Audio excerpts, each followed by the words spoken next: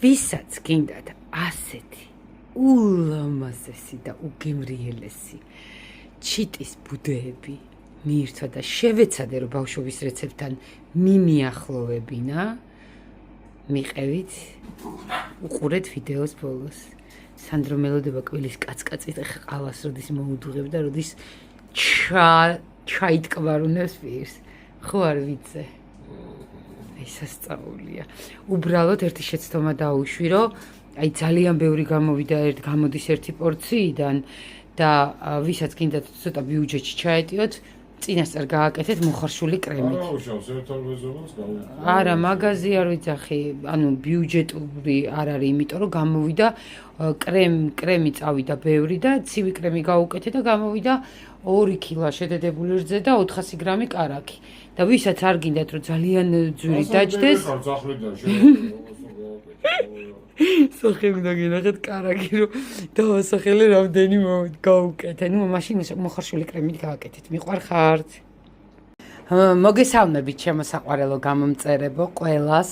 ეხლა იცით როგორი რეცეპტით მოვედი?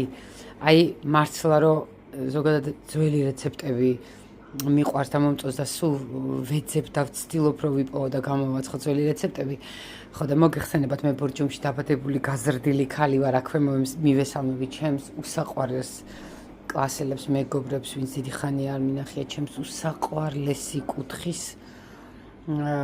წარმომადგენლებს აქედან და ყველას გახსოვთ, ვინც ტურისტი და დამსვენებელი ბორჯომს არასდროს არ აკლდა და ვინც ბორჯომში ჩამოდიოდით და ჩამოდიოდით ადრე, იცით რომ აი პარკის ასასვლელთან კინოთეატრის უკან იყო ხოლმე ლევას ტორტების მაღაზია და ნამცხრობის მაღაზია და იქ ცხოვრობდა ხოლმე ჩიტის ბუდეებს ვეძახდით რა.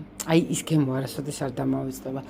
აცხონოს უფალმა მისი სული და ნუ ხა ზუსტად ისეთი არ იქნება, მაგრამ ეხლა ვაცხობ ჩიტის ბუდეებს და უმაგრესი რეცეპტია. აი ესეთი მუშა გემრიელი რეცეპტია ყველასო გამოგივა და აი ეხლა მომყევით. ამისთვის დაგჭირდება კეფირი 300 გრამი, შაქარი, ვანილი, 600 გრამი გაცრილი ფქვილი, 130 გრამი ზეთი, 1 კაი სავსე სუფრის კოვზი გამომხარებული, 5 კვერცხილი, კრემისთვის დაგჭირდება ცივი კრემი უნდა ამას, შედედებული რძე, კარაქი, რა თქმა უნდა, ყველაფერს კარაქზე ვამზადებ და გულისთვის, ჩიტის ბუდისთვის დაგჭირდება მოსართავად კარგი ხარისხის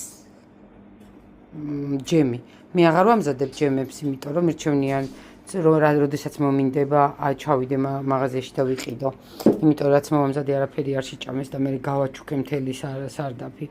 მოკლედ დავცხოთ ეხლა გაკეთება. ეხლა კვერცხი, შაქარი, ვანილი უნდა ავთქვით და დაგიბრუნდებით. 5 კვერცხი აუცილებლად გემოები რომ ამოიწოს მწიკვი მარილი, სიტკბო რომ კარგად იგრძნობოდეს. ეხლა ვანილს გავუკეთებ. გავუკეთე ვანილი, შაქარი და გავუხსნავ. დიდი თქეფა ამას არ ჭირდება.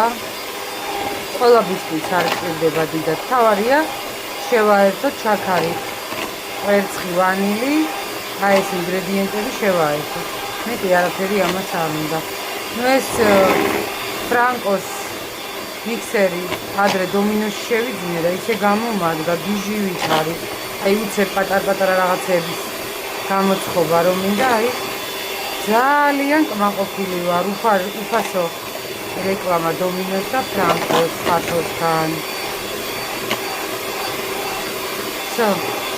ორი წუთით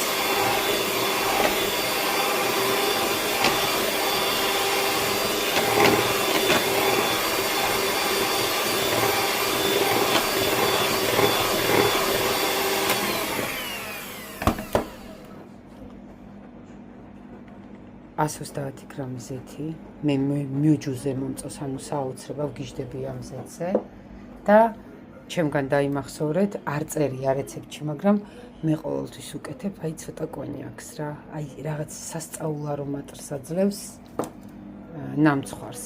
კიდე ცოტას მივხიფავ.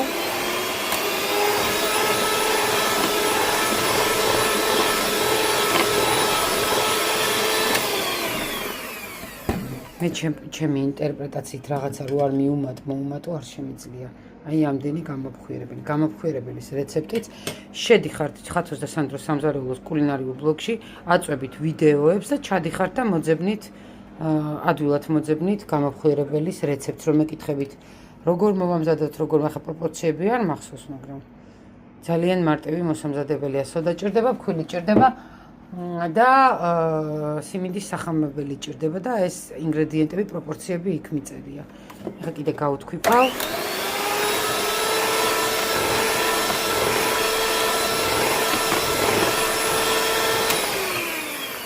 მეტი ამას არაფერი არ ჭირდება და აი ესე შევათქვებ 600 გრამი გაცრილი ფქვილია. სულ ვიძახი ხოლმე ახლა. ძველი დრო რო არ არის, რომ რაღაცა ცურცლები აღმოვაჩინოთ ფქვილში, მაგრამ მაინც აუცილებლად ნამცხვარს უხდება გაცრა. უფრო ჰაეროვანი ხდება, ხო მეკრით?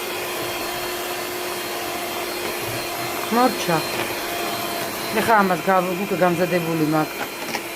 გამოსაცხობით ფორმა, თავისი ქაღალდით, გამოვაცხობ 180 გრადუსზე 20 წუთის განმავლობაში. კრემსაც გავაკეთებ და მოვურთავ და გაჩვენებ ყველაფერს. მიყვარხარ. აი ესეთი ჯიგრული ცომი უნდა გამოვიდეს გოგოები, ნახეთ როგორია. კრემისებური. დავასხავ ახლა და გამოვაცხობ და ეგ არის შენი ჩიტის ბუდე და მე ჩემი ფანტაზია და მორთვა. აი მორჩა, ესე კარგად შეარყიეთ ხოლმე, კარგად თანაბრად რო გამოვიდეს და იალა ახლა შეუძახებ ჩემს ბოშის გასკურაში და მომენტალურად გამოვაცხობ. ეს როგორ რეცეპტია სტუმარი რომ მოგივა და რო გინდათ რომ გააოცოთ და ლამაზი რამე გინდა გამოვაცხო და თან მარტივი, აი ზუსტად ისეთია მიყვარხართ. ზებაში ვახშამიც დამავიწყდა, მაგრამ არა უშავს, მე არ დავარღვევ, ისე ვარ შეჩვეული და ვამზადებთ ჩიტის ბუდეებისთვის ცივ კრემს. ამ შემთხვევაში მგონი არის ეს ბიუბიუს კარაქი ძალიან მომწონს. გავუკეთებ ვანილს გავუკეთებ და დაგჭირდება 1 კილა შედედებული რძე და გასახსნელიც ვერ ვიპოვე. ეთყობა ისიც მექანიკურად ურნაში გადაუძახე, როგორც ჩემი თუთიყუშებიანი ყავისჭიქა, რომელიც მე ვერსად ვერ ვიპოვე. გახსოვდეთ, რომ ცივი კრემის მომზადების დროს ჯერ კარაქი ძალიან მაგრად უნდა ამოვიყვანოთ, აი გათეთრებამდე ვანილთან ერთად. აბა შევუდგეთ. ამოვიყვან და დაგიბრუნდები. ცოტა ცივია, მაგრამ მაინც ჩემთან არაფერი არ გამოვა.